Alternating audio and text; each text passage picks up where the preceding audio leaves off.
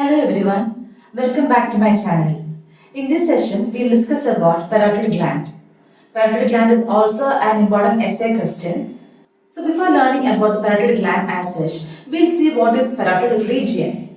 So parotid region is a facial lined space that forms the parotid bed or mold of the gland. So you can see here, this is the lateral aspect. You are viewing from the lateral side. Okay, and this is a lateral aspect. You can see the parotid gland here. It is a facial lined space. Parotid region is a facial lined space that forms the bed or the mold of the gland. And it is bounded anteriorly by the posterior border of the ramus of mandible and the posterior part of the temporomandibular joint. Posteriorly by the mastoid process and the sternocleidomastoid muscle. Above by the external auditory meatus, and then below by the posterior belly of digastric and the stylohyoid muscles, medially by the styloid process and the styloid group of muscles. So this region is known as a parotid region. Parotid gland is the largest of the three paired salivary glands. The other two are submandibular and sublingual salivary glands. It weighs about 25 gram and its shape is inverted pyramid shape. So you can see here, pyramid is shaped like this. And inverted pyramid is like this. So we'll see the presenting parts one by one. Before that, we'll see what are the coverings of the parotid gland. Parotid gland has got an inner true capsule and an outer false capsule. The inner true capsule is formed by the condensation of the fibrous stroma of the gland, whereas the outer false capsule is formed by the splitting of the investing layer of deep cervical fascia. And this outer false capsule is also known as parotid sheath. It has got superficial lamella and deep lamella.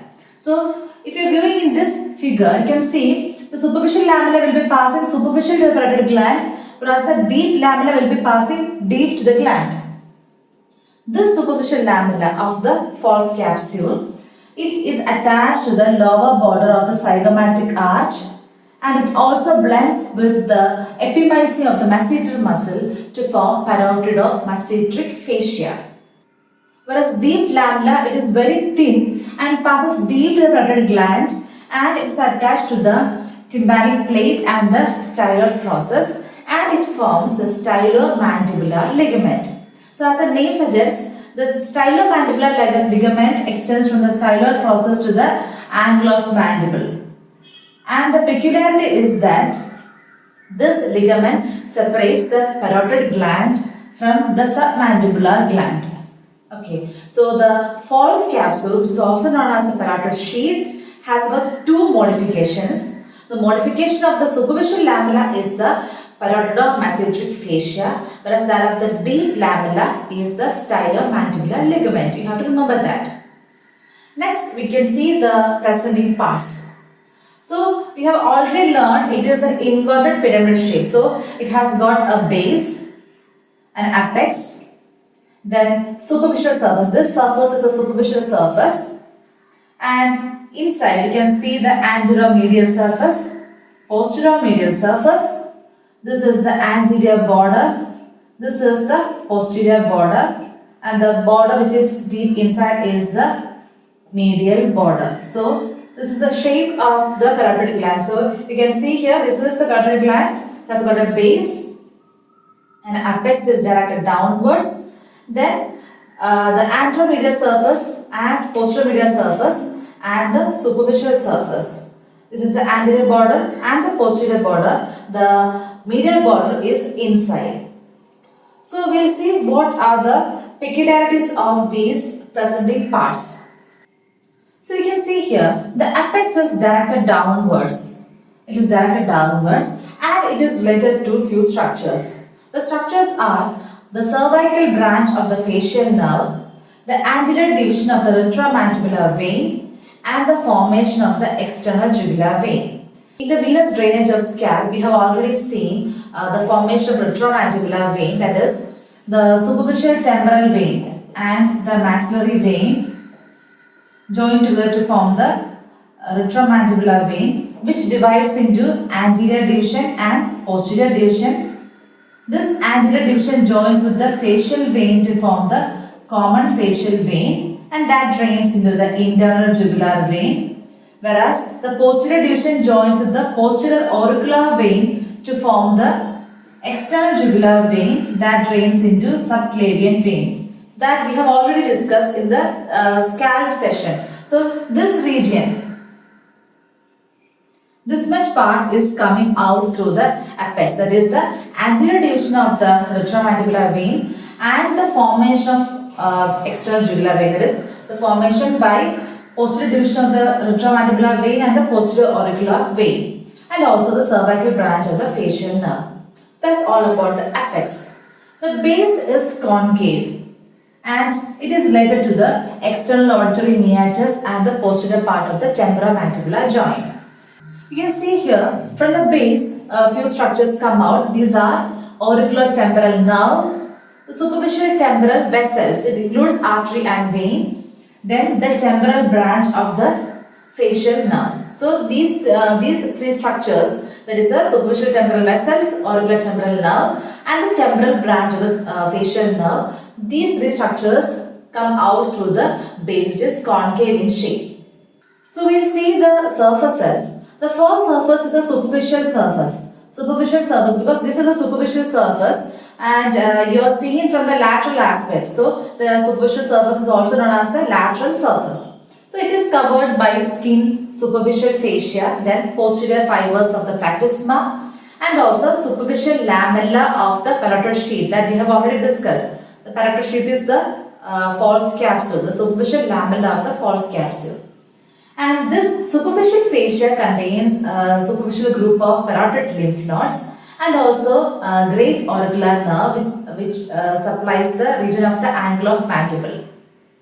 Now the next surface is the anteromedial surface. The anteromedial surface is between the anterior border and the medial border, which is inside.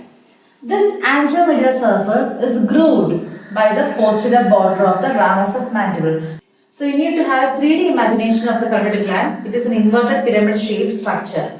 So this anteromedial surface, it is grooved by the posterior border of the ramus of mandible, posterior inferior part of the masseter muscle, then the capsule of the temporomandibular joint, and the outer lip of the groove transmits the branches of the facial nerve, whereas inner lip is related to the maxillary artery. That is all about the anteromedial surface. Whereas the posteromedial surface is between the posterior border and the medial border. So it is related to the mastoid process and the sternocleidomastoid muscle, the posterior belly of digastric muscle, then the styloid process and the styloid group of muscles, and deep to the styloid process in the internal carotid artery in front and the internal jugular vein behind, and the last 4 cranial nerves intervening between them, that is the 9, 10, 11, 12 cranial nerves in between them. So that's all about the posteromedial surface. Within these structures, the facial nerve, which is emerging from the stylomastoid foramen, pierces this posteromedial surface before entering into the parotid gland. So that's all about the surfaces. So we see the borders. We have seen there are 3 borders, that is anterior border, posterior border and the innermost medial border. You can see here many structures come out from the anterior border. This anterior border is very thin and it rests on the masseter muscle. So the structures coming out from above downwards from the anterior border are the zygomatic branch of the facial nerve, the transverse facial vessels, then the upper buccal branch of the facial nerve, parotid duct and the accessory parotid gland, lower buccal branch of the facial nerve, the marginal mandibular nerve. So these structures come out from the anterior border. The posterior border rests on the sternocleidomastoid muscle. The structures related are the posterior auricular artery, which is a branch of the external carotid artery, and also the posterior auricular nerve, which is a branch of the facial nerve. Now the medial border is the innermost border. So it is very deepest border and it is related to the wall of pharynx, and therefore it is also referred to as the pharyngeal border. So that's all about the base, apex, the 3 surfaces and the 3 borders. We have seen the parotid gland is a casting over the parotid bed or mold Therefore, some of its parts extend beyond this region. So these parts are referred to as the processes of the parotid gland. And these processes are facial process, glenoid process, pterygoid process, pre and post thyroid process, and the accessory parotid process. So the facial process, it extends forwards in relation to the parotid duct and rests on the masseter muscle. You can see in this diagram. Then the pterygoid process is between the mandibular ramus and the medial pterygoid muscle. Then the accessory parotid process, it is a detached part of the main gland and that is seen between the zygomatic arch and the parotid duct. Then the glenoid process is between the external auditory meatus and the capsule of the temporomandibular joint. And next is the pre and post styloid process. The styloid process lodges in a groove dividing the gland into pre-styloid process and post-styloid process. The pre-styloid process is related to the internal carotid artery, whereas the post-styloid process is related to the internal jugular vein. So these are all about the various processes of the parotid gland. Now we will see what are the structures piercing the parotid gland. Okay, so the first structure is the facial nerve. The superficial one is the facial nerve, then the retromandibular vein, and then the external carotid artery. So we will see one by one. Facial nerve emerges from the styloid mastoid foramen and it runs downwards and forwards and for about 1 centimeter before piercing the parotid gland. After piercing the gland, it again passes 1 centimeter forward, that is superficial to the retromandibular vein and the external carotid artery. So it will passing like this, 1 centimeter, and after that it divides into temporofacial and cervicofacial trunks.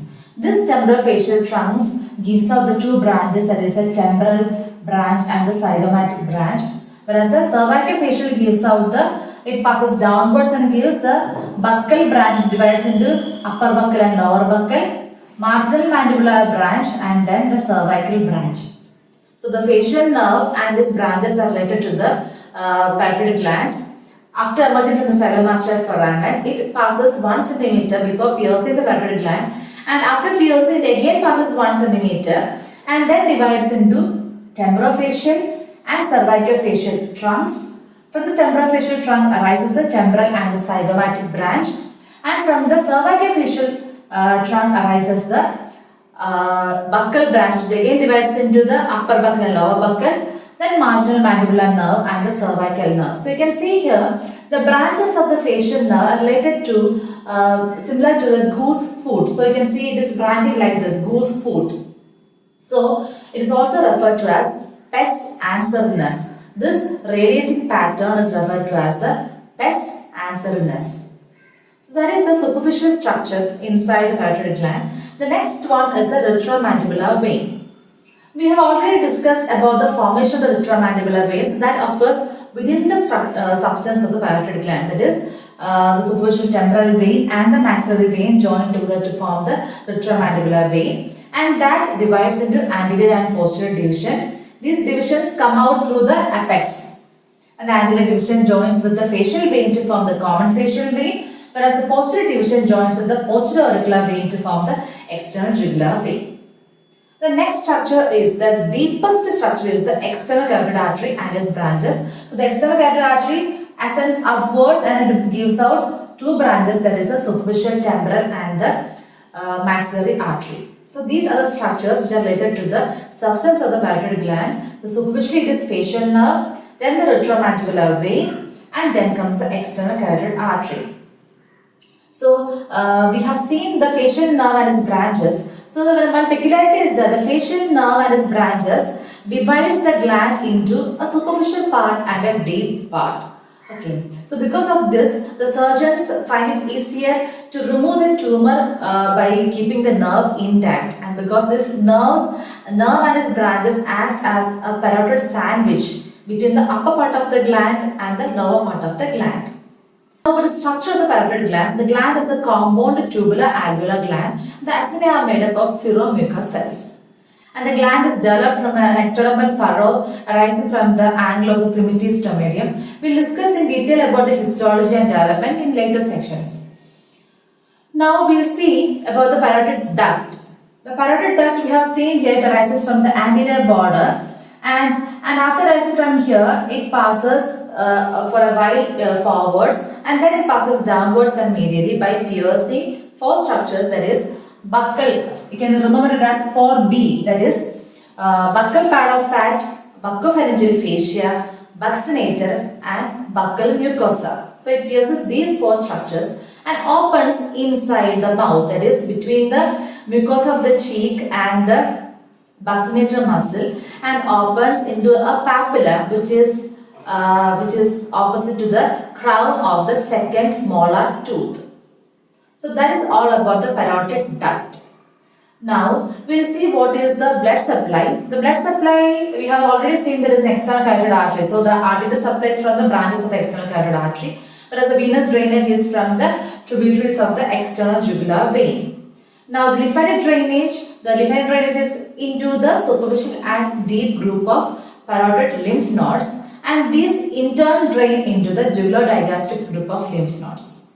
The nerve supply is very important. It has got a secretomotor supply, and that has got sympathetic and parasympathetic component. Sympathetic component is responsible for the mucus sticky secretion, whereas parasympathetic component is responsible for the watery secretion from the gland. The preganglionic parasympathetic fibers arise from the inferior salivatory nucleus of the medulla. It passes successively through the tympanic branch of the glossopharyngeal nerve, tympanic plexus, then lesser petrosal nerve, and from there to the otic ganglion. And from there the postganglionic fibers arise through the auriculotemporal nerve which reach the gland. So that is the parasympathetic supply, that is arising from the inferior salivatory nucleus of the medulla, the tympanic branch of the glossopharyngeal nerve, tympanic plexus, lesser petrosal nerve, then the otic ganglion, and then the auriculotemporal nerve. Whereas the sympathetic fibers are arising around the external carotid artery, and these are derived from the superior cervical ganglion of the sympathetic trunk. That's all about the basic structure of the parotid gland. So we have discussed about the parotid region. We have also seen the coverings, that is the inner true capsule and the outer false capsule. The various presenting parts of the structures arising from each region, that is the base, apex, three borders and three surfaces. We have seen the processes of the parotid gland, the structures which are piercing or the structures which are seen within the substance of the parotid gland. We have also seen histology and development in short, and then the blood supply, nerve supply, and the lymphatic drainage. Now we'll see the applied aspects. The inflammatory swelling on the parotid gland is very painful because of the unyielding nature of the facial capsule. We have already seen the glenoid process, that is between the capsule of the temporomandibular joint and the external auditory meatus. So the swollen glenoid process can cause pain during mastication because of the movement of the temporomandibular joint. And then you already know about mumps. It is a viral infection of the parotid gland, and as a complication of this you might get inflammation of the testis or the pancreas. In case of parotid abscess, the drainage should be by putting an incision horizontally that is parallel to the nerves, that is the branches of the facial nerve. Otherwise there will be injury to the branches of the facial nerve. External tumors of the parotid gland are benign and slow growing tumors. Chronic parotitis, that is inflammation of the parotid gland, you can give antibiotics through the oral aperture of the parotid duct. The parotid duct is also known as the Stenson's duct. In order to find out any narrowing or obstruction of the parotid duct, you can do parotid sclerography. Here a dye, a contrast is injected through the oral aperture that we have seen. The parotid duct opens into the vestibule of the mouth opposite the second molar tooth, upper second molar tooth. So this dye is injected through the oral aperture, and then radiographs are taken. Next is an important syndrome that is known as the Frey syndrome. Frey syndrome is also known as the auriculotemporal nerve syndrome. So penetrating injuries to the parotid gland are very common, and that can cause damage to the auriculotemporal nerve and also the great auricular nerve. Great auricular nerve, I have already said, in the superficial fascia there is a great auricular nerve that supplies the region of the angle of mandible. So in case of any penetrating injury to the parotid gland, this great auricular nerve and also the auriculotemporal nerve can get damaged. So during the healing process, the secretomotor fibers of the auriculotemporal nerve, we have seen the secretomotor supply here. this auricular temporal nerve, the secretory motor fibers that grow and joined with the fibers of the great auricular nerve, and this in turn supply the sweat glands of the skin, facial skin. So in that case, what happens is when the patient eats the food, beads of perspiration appears on the region of the facial skin because of the connection between the secretomotor fibers of the auricular temporal nerve and the great auricular nerve. In order to produce the secretion of the parotid gland, instead it produces sweat over the region of the facial skin. So that is referred to as a Frey syndrome or auriculotemporal nerve syndrome. So that is very important because of it occurs during the healing process of a penetrating wound injury of the parotid gland. So instead of producing watery secretion or the secretion of the parotid gland, it in turn produces sweat or the region of the facial skin or the region of the parotid gland. So that's all about the applied aspects of the parotid gland. We have discussed in detail about the parotid gland. You have to study it well. And I hope you understood this topic. If you haven't subscribed this channel, please do subscribe and please press the bell icon to get more notifications. Thank you.